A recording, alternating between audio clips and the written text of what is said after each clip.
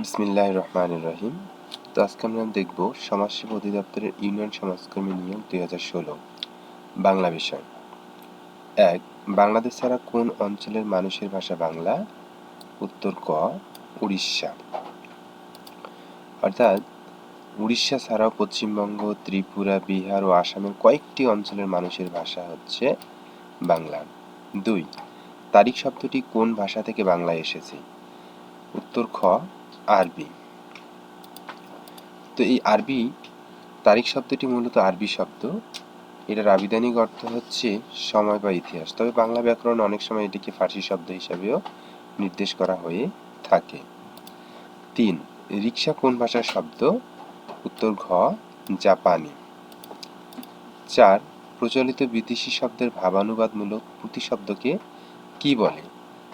উত্তর গ পারিভাষিক শব্দ। তো মূল শব্দের মৌলিক অর্থ ও ভাবের সঙ্গে সঙ্গতি রক্ষা করে এক ভাষার শব্দ অন্য ভাষায় রূপান্তরিত করে যে রূপ দান করা হয় তাকেই পরিভাষা বলে। 5. বাংলা ভাষার যৌগিক স্বরধ্বনির সংখ্যা কয়টি? উত্তর খ 25টি। তো আমাদের মৌলিক স্বরধ্বনির সংখ্যা হচ্ছে 60টি আর যৌগিক স্বরধ্বনির সংখ্যা হচ্ছে 25টি। 6. ব্রহ্মপুত্র শব্দের যুক্ত বর্ণটি কোন কোন বর্ণের সংযুক্ত রূপ? উত্তর খ হ যোগ ম।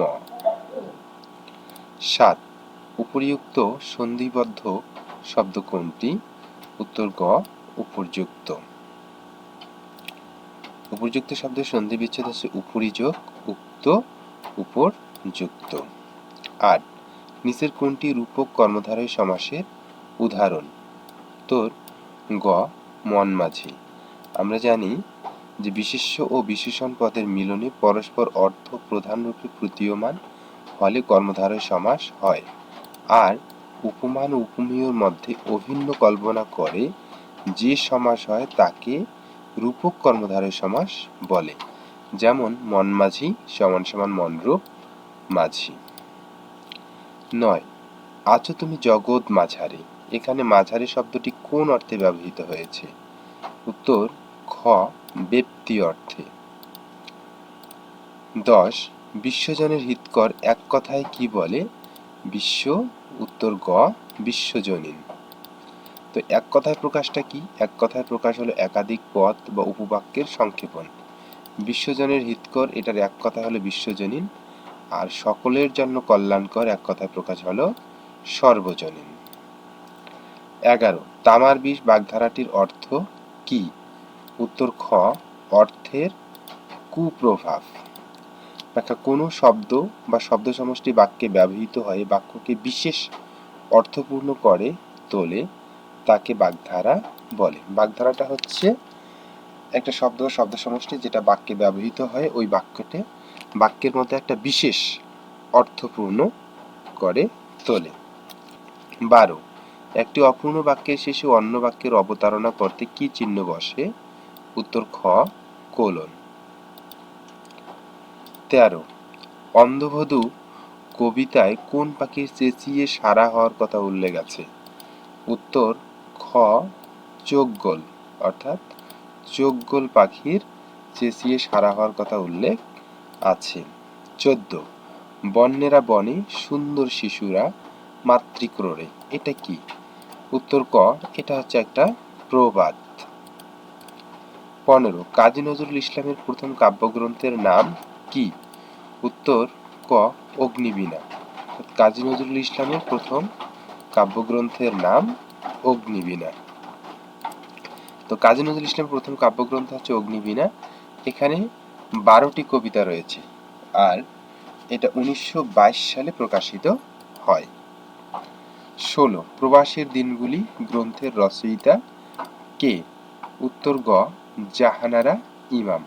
প্রবাসের দিনগুলি এই গ্রন্থটির রচয়িতা হচ্ছে জাহানারা ইমাম, আর এটা হচ্ছে একটি স্মৃতিচারণমূলক ভ্রমণ কাহিনী।